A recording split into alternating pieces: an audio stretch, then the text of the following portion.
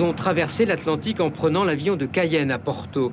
Pour la majorité d'entre eux, c'était une grande première. 5913 km exactement séparent la Guyane du Portugal. Puis, ils ont gagné les terres fertiles du nord du pays. Répartis en petits groupes, ils ont rejoint leur lieu de stage, comme ici à Apolia, chez un maraîcher en bord de mer, au sud de la ville de Barcelos. Ils y ont appris, entre autres, à cultiver de manière différente. D'habitude, moi, je croyais qu'il fallait faire le trou, puis le mettre à l'intérieur. Alors là, quand on le pose seulement dessus, et ça s'enracine tout seul. Il faut arroser, j'imagine, quand même. Oui, on l'arrose, après on le couvre comme on va à côté, là.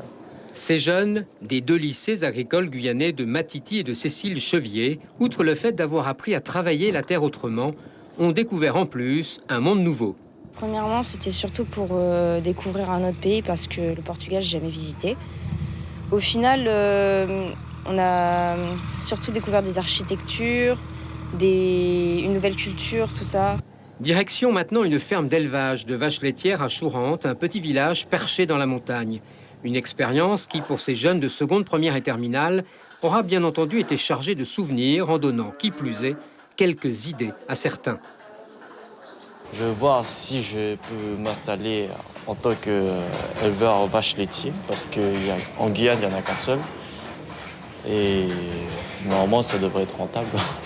C'est un bénéfice pour moi, ce qui me permettra de rapporter à ma famille ce que j'ai vu, comment ça se passe, comment sont traités les animaux comparé en Guyane et en France. C'est ici à Barcelos, sur le campus agricole, c'est son nom, que les 26 lycéens guyanais ont été logés pendant toute la durée de leur séjour portugais, avec stage le matin et cours l'après-midi. C'est la journée type pour ces stagiaires en échange Erasmus et qui dit cours, dit surtout cours de langue. Alors, petit déjeuner, déjeuner, dîner. Vous savez comment on dit cela en portugais? Comment on dit petit déjeuner en portugais?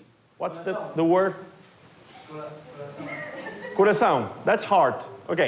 Pour moi, ça a changé beaucoup de choses parce que j'avais pas l'habitude de voyager comme ça, et surtout en groupe. Et de savoir, ça m'a appris d'apprendre la culture portugaise. Ça m'a surtout donné un nouvel avenir en fait. Ça m'a donné une nouvelle vision des choses où je pourrais peut-être m'installer ici plus tard. Dans ce programme Erasmus, on l'a dit, il y a donc l'expérience du terrain, les cours de portugais entre autres, mais également des visites, celles de Porto, de Braga, ou encore la montée de São Félix, à l'ouest de Barcelos, d'où l'on domine l'Atlantique, de quoi faire rêver tous ces jeunes Guyanais. Concernant le stage effectué, moi, je suis en production horticole chez un fleuriste Get Flower. Donc, on découvre pas mal de plantes différentes de Guyane, des manières différentes à cultiver, à produire. Il y a plus de technologie, il y a plus de nouveautés qu'en Guyane. Et on peut apporter ces technologies en Guyane, nous les jeunes, surtout moi qui suis en lycée agricole, parce qu'il n'y en a pas assez qui valorisent l'agriculture en Guyane. 2 semaines de séjour au total au Portugal, c'est donc une réalité qu'ils auront vécue. Et pour rien au monde, ces 26 lycéens guyanais n'auraient cédé leur place à quiconque pour ce voyage, au point d'en profiter jusqu'au bout, comme sur cette plage d'Apolia, avant de retrouver de l'autre côté de l'océan, Macouria pour les uns et Saint-Laurent-du-Maroni pour les autres.